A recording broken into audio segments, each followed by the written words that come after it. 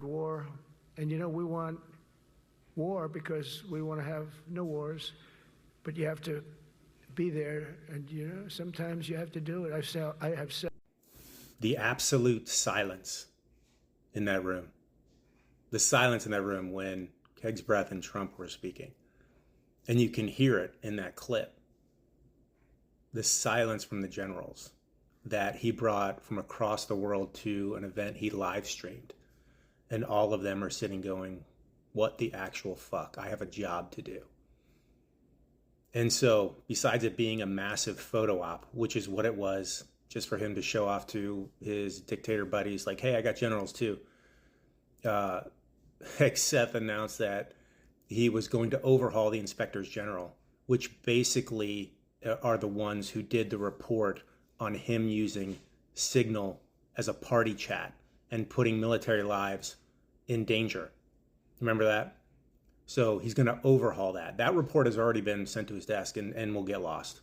And then he said he's going to try to get rid of diversity efforts. He is going to try to get rid of hazing in basic training. Like, hey, you can put hands on recruits now.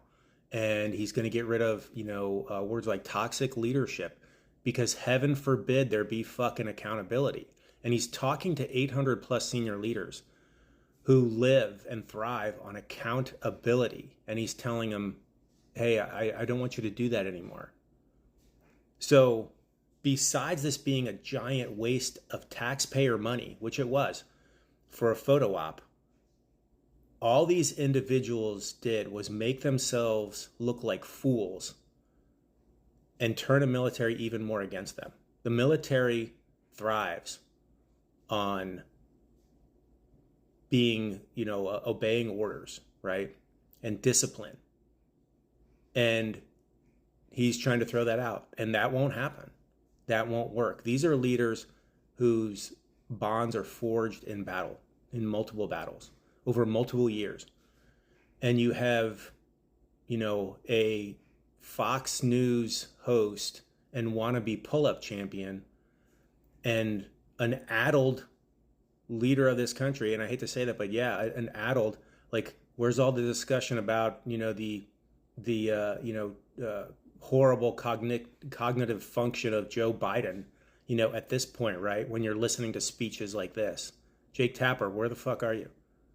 So all this did was show all of these senior leaders face to face, like, who is, in charge of the military right now.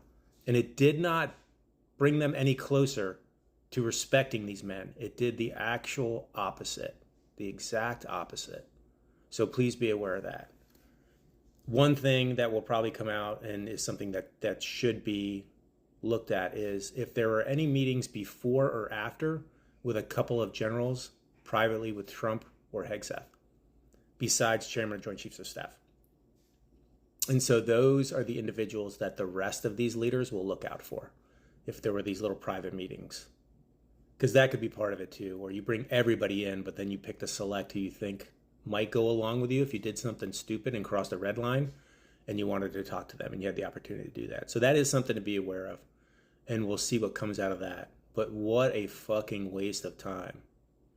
Although, honestly, besides the taxpayer money, I kind of like the fact that they put their buffoonish, stupidity on display for all of these generals who have a fucking job to do and wasted their damn time for this kind of stuff, for this kind of bullshit, for covering up, Hegseth covering up for himself by overhauling the Inspector General, and Trump just, talking about N-words, nukes, and he dropped the other N-word too, not directly, but he mentioned that and he thought that was going to get a laugh. And it was fucking silent in there for them.